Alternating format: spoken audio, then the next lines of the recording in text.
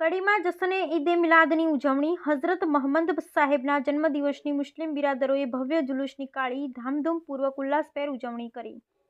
કડી શહેરમાં ઈદે મિલાદની ઉજવણી કરવામાં આવી હતી. કડી શહેરના કસ્બા વિસ્તાર તેમજ ગ્રામ્ય વિસ્તારમાં ઈદે મિલાદની ઉજવણી કરવામાં આવી હતી. મોહમ્મદ પયગંબર સાહેબના જન્મદિવસની ઉજવણી કરવામાં આવી હતી તેમજ કસ્બા વિસ્તારમાંથી ભવ્ય જુલુસ નીકાળવામાં આવ્યું હતું.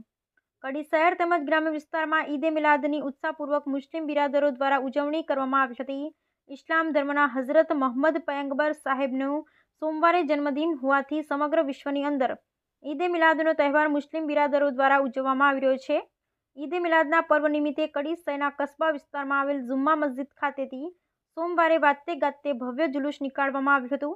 સવારે જુમ્મા મસ્જિદ સહિત અનેક મસ્જિદોમાં મુસ્લિમ બિરાદરોએ નમાઝ અદા કરી ત્યારબાદ જુમ્મા મસ્જિદ ખાતેથી ભવ્ય ડીજેના તાલે જુલુસ નીકાળવામાં આવ્યું હતું. સમગ્ર વિશ્વની અંદર ઈદે મિલાદની ધામધૂમપૂર્વક ઉજવણી કરવામાં આવી રહી છે. ઈદે મિલાદનો તહેવાર મુસ્લિમ બિરાદરોમાં અનેરો ઉત્સાહ જોવા મળ્યો હતો. છેલ્લા 10 દિવસ દરમિયાન અનેક નાના મોટા કાર્યક્રમો કસ્બા વિસ્તારમાં થયા હતા. 10 દિવસ દરમિયાન મુસ્લિમ બિરાદરો દ્વારા ન્યાઝનું નાના બાળકો તેમજ ગરીબોને બિરાદરો દ્વારા વિતરણ કરવામાં આવ્યું હતું. સમગ્ર કસ્બા વિસ્તારની અંદર રોશની લગાવવામાં આવી હતી. સોમવારે વહેલી સવારે મસ્જિદો તેમજ મુસ્લિમ બિરાદરોના ઘરે કેક કાપી મોહમ્મદ પયગંબર સાહેબના જન્મદિવસની ઉજવણી કરવામાં આવી હતી.